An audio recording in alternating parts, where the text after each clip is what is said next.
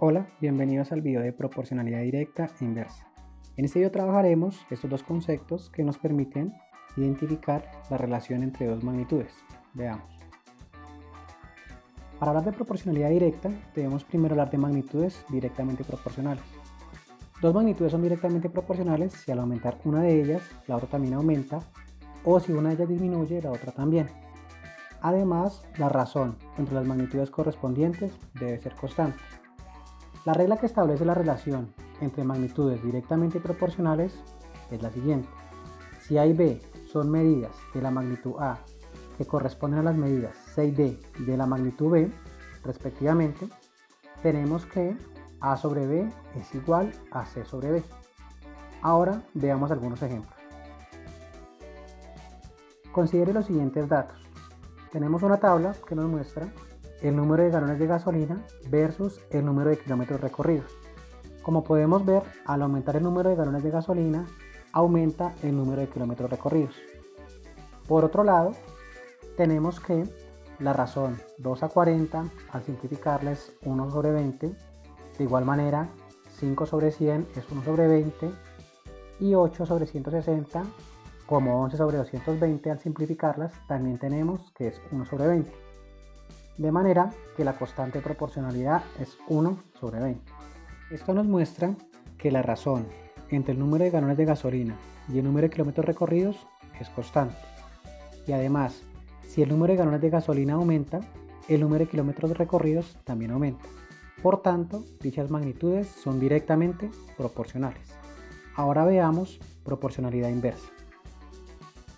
Para establecer proporcionalidad inversa, debemos identificar primero cuando las magnitudes son inversamente proporcionales. Para eso tenemos la siguiente definición. Dos magnitudes son inversamente proporcionales si al aumentar una de estas magnitudes, la otra disminuye, o lo contrario, y además el producto entre las medidas correspondientes de las magnitudes relacionadas debe ser constante. Por otro lado, la regla que establece la relación entre estas magnitudes inversamente proporcionales es la siguiente. Si A y B son medidas de la magnitud A que corresponden a las medidas C y D de una magnitud B, respectivamente, tenemos que A sobre B es igual a D sobre C. Esta regla es similar a la de magnitudes directamente proporcionales. La diferencia radica en que las medidas C y D de la magnitud B se intercambiaron.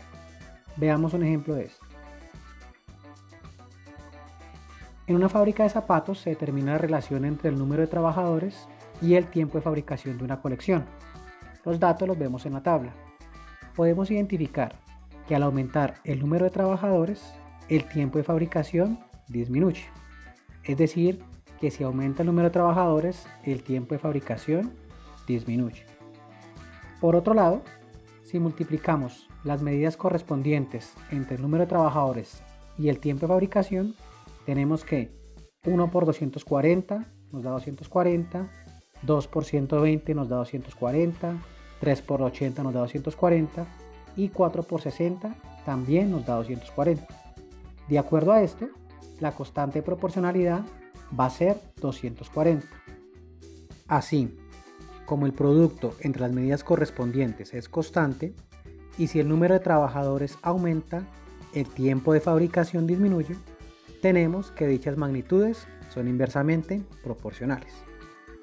Esperamos que estos ejemplos hayan permitido tener mayor claridad sobre los conceptos de proporcionalidad directa y proporcionalidad inversa. Ahora los invitamos a resolver los ejercicios del taller propuesto. Hasta pronto.